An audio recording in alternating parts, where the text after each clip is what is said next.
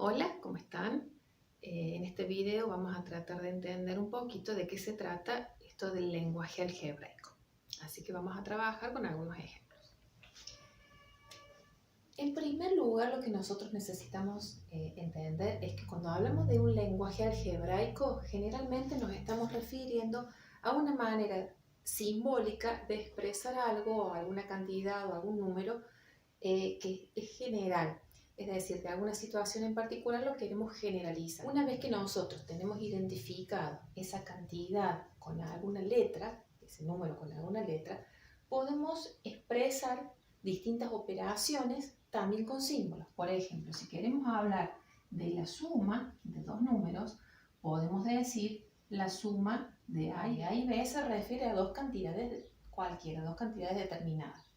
Podemos hablar también de la diferencia entre dos cantidades, entonces podemos estar diciendo A menos B. Podemos hablar del producto de dos cantidades, en donde podemos trabajar con A por B. Producto también es lo mismo que hablar de multiplicación. Y podemos hablar de un cociente o del resultado de una división, en donde podemos expresarlo como A dividido B, o también podemos decir A sobre B. Dos maneras distintas de expresar lo que se refiere a un cociente entre dos números. Una vez que tenemos más o menos en claro esta forma de expresar, vamos a ir a otros ejemplos en donde simbolizaremos distintas expresiones mediante símbolos, letras, operaciones y números. Así que vamos a más ejemplos. Teniendo en cuenta que a un número lo podemos llamar de diferentes formas, por ejemplo x, que es el número que no conocemos, entonces lo que vamos a tratar de hacer es escribir estas expresiones con un lenguaje algebraico, con un lenguaje simbólico, de tal manera que me generalice esta expresión y que me exprese lo que quiero significar.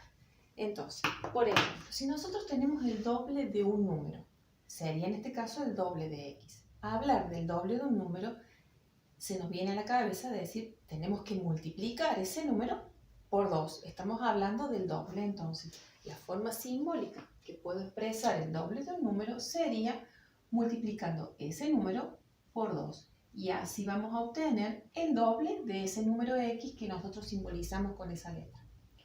Si hablamos del triple de un número, estamos trabajando con un número multiplicado por 3.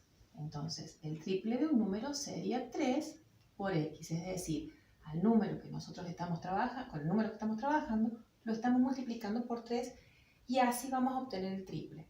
Si nosotros pensamos en lo que significa el doble o lo que significa triple, podemos saber, por ejemplo, que el doble de 1 es 2, el doble de 2 es 4, el doble de 3 es 6, es decir, si a x lo vamos reemplazando por diferentes números, vamos a encontrar dobles de ese número x. Si hablamos de la mitad de un número, entonces, a ese número que tenemos, lo que podemos hacer es, si hablamos de la mitad, lo que podemos hacer es dividirlo por 2. Dividirlo por 2. Esa es una forma de escribirlo. Pero también hay otra forma que lo podemos escribir como fracción. La mitad de un número también lo podemos escribir como x sobre 2, es decir, a ese número en cuestión lo dividimos por 2 y lo expresamos mediante una fracción. Pero también es cierto que podemos escribirlo, y creo que es la forma más adecuada de escribir, sobre todo pensando en lo que vamos a hacer después, pensar que acá hay un número que acompaña a la x, que es un 1 aunque no esté escrito, y esto sería lo mismo que escribir un medio de x. Yo creo que de las tres formas, esa sería la más acertada, sobre todo cuando tengamos que resolver algún problema referido a ecuaciones. Si hablamos de la cuarta parte de un número, lo mismo que recién, la cuarta parte la podemos expresar como x dividido 4, es decir, a la cantidad que nos estamos refiriendo, que es el x, es ese número que nos estamos refiriendo. Al hablar de la cuarta parte es porque lo estamos dividiendo por 4. También podríamos pensar x sobre 4. Recuerden que la línea de fracción me indica división, me indica cociente. Y esto también es posible escribirlo como la cuarta parte de ese número en cuestión, que es x. Si hablamos del cuadrado de un número, podemos pensar que a ese número con el que estamos trabajando lo elevamos al cuadrado y así vamos a obtener el cuadrado del número x. ¿Qué pasa cuando hablamos del siguiente de un número? Nosotros tenemos como número referente el x. Si hablamos del siguiente, estamos hablando del número que le sigue. Entonces yo les pongo un ejemplo. ¿Cuál es el siguiente de 5? Me imagino que han contestado 6. ¿Cuál es el siguiente de 20? 21. ¿Cuál es el siguiente de 30? 31. ¿Qué es lo que le estamos haciendo a ese número para obtener el siguiente? Me imagino que han pensado, le estamos sumando 1. Bueno, esa es la forma de generalizar el siguiente de un número. A ese número le sumamos 1 y entonces así obtenemos el siguiente de dicho número. Ahora, ¿qué pasa cuando hablamos del anterior de un número?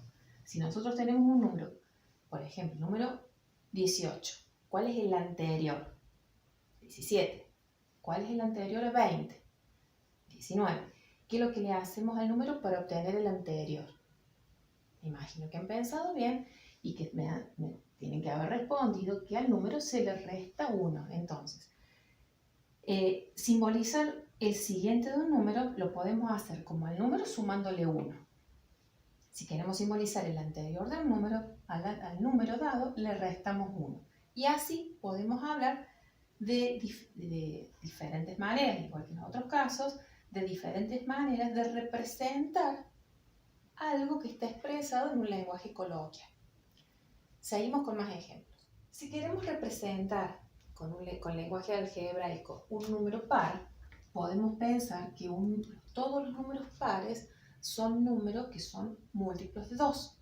Por lo tanto, podemos expresar un número par como 2 por x. Por ejemplo, si estamos hablando con la misma condición que habíamos dado al principio, que el número que no conocíamos lo llamábamos x.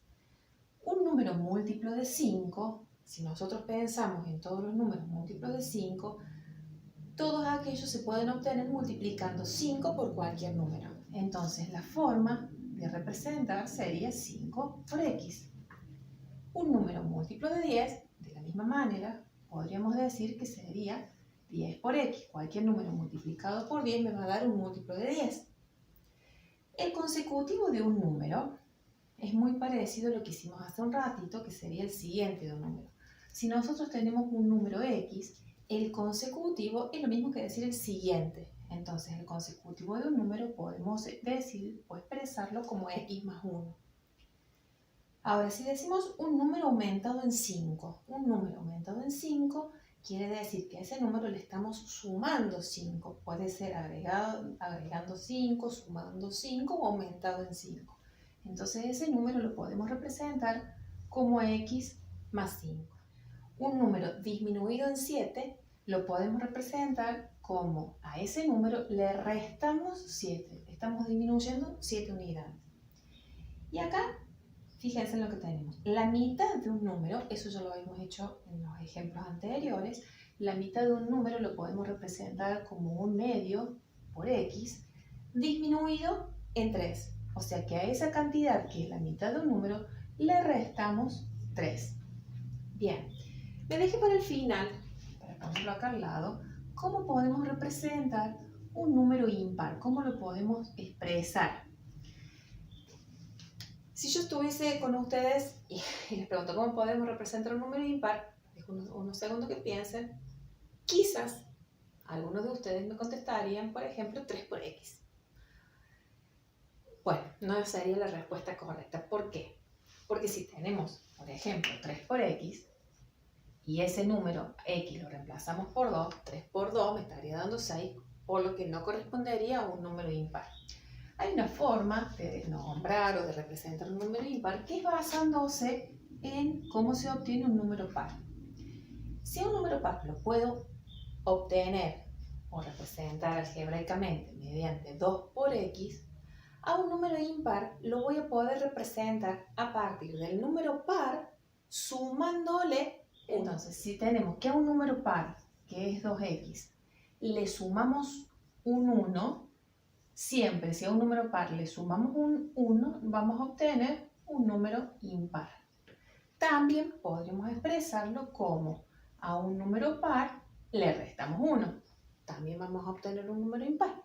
O también podríamos decir que a un número par le sumamos 3. Y así podemos escribirlo de diferentes maneras de acuerdo a lo que necesitemos. Pero sí, a la definición o cómo podemos definir un número impar lo podemos hacer en función de el número par, sumándole o restándole una cantidad impar. Bueno, hasta acá llegamos en cómo se pueden expresar simbólicamente algunas expresiones. En el próximo video vamos a ver cómo podemos combinar lo que es la suma con el doble, con el cuadrado, distintos ejemplos un poquitito más complejos. Nos vemos en el próximo video.